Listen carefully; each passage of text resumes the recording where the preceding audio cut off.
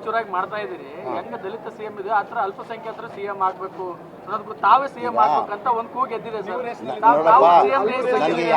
ನನಗೆ ನಾನೇನಂದೆ, ಹೈಕಮಾಂಡ್ ಪಕ್ಷದ ಜವಾಬ್ದಾರಿ ಕೊಟ್ಟರೆ ನಾನು ಪಕ್ಷದ ಜವಾಬ್ದಾರಿ ನಿಭಾಯಿಸ್ತೀನಿ ಅಂತ ಹೇಳಿ. ಜವಾಬ್ದಾರಿ ಕೊಟ್ಟರೆ ಕೇಳಿ, ನಾವು ಕೇಳ್ರಿ, ಇಲ್ಲಿ ನಮ್ಮ ಪಕ್ಷ ಹೈಕಮಾಂಡ್ ಪಕ್ಷ. ನಮ್ಮ ನಾಯಕರು ಸಿದ್ದರಾಮಯ್ಯ ಇದ್ದಾರೆ ಆ ಕುರ್ಚಿಯಲ್ಲಿ. ನಮ್ಮ ನಾಯಕರು ಸಿದ್ದರಾಮಯ್ಯ ಅವ್ರ ಕುರ್ಚಿಯಲ್ಲಿದ್ದಾರೆ. ಅವ್ರು ಇರೋವರೆಗೂ ಯಾರೂ ಆ ಕುರ್ಚಿಯಲ್ಲಿ ಕೂರಕ್ಕೆ ಸಾಧ್ಯನೇ ಇಲ್ಲ.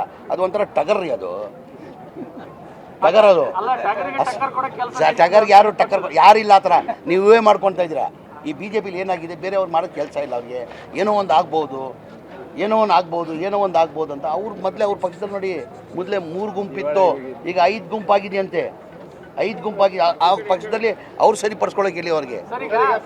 ಸಚಿವ ಸಂಪುಟ ವಿಸ್ತರಣೆ ಆಗ್ತಾ ಇದೆ. ನಿಮ್ಮ ಸ್ನೇಹಿತರು ಅಬ್ಬಯ್ಯ ಅವರು ಕೂಡ ಆಕಾಂಕ್ಷಿ ಅಂತ ಅವ್ರು ಮಂತ್ರಿ ಆಗಲಿ ಅಂತ ರಾಜ್ಯದ ಜನ, ದಲಿತ ಸಂಘಟನೆಗಳು ಭಾಳ ಜನ ನಂತ ಬಂದು, ಪ್ರಸಾದ್ ಅಬ್ಬ 3ನೇ ಬಾರಿ ಸೀನಿಯರ್ ಆಗಿದ್ದಾರೆ, 3ನೇ ಬಾರಿ ಆಗಿದ್ದಾರೆ. ಅವ್ರು ಈ ಬಾರಿ ಮಂತ್ರಿ ಆಗಲೇಬೇಕಂತ ನಂತಾನೆ ಭಾಳ ಜನ ಹೇಳಿದ್ದಾರೆ.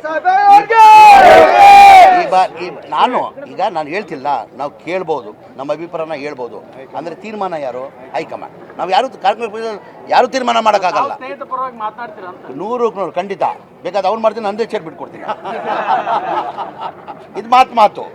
ಆಮೇಲೆ ನಾನು ಮಾತು ಕಟ್ಟಂಗೆ ನಡ್ಕೊತೀನಿ. ನಾನು ಪ್ರಸಾದ ಬ್ಯಾಗ್ ನೀನು ಡ್ರಾಪ್ ಆಗಪ್ಪ, ಪ್ರಸಾದ ಬ್ಯಾಗ್ ಮಾಡ್ತೀನಿ ಅಂದರೆ ಖುಷಿಯಾಗಿ ಬಿಟ್ಕೊಟ್ಬಿಡ್ತೀನಿ.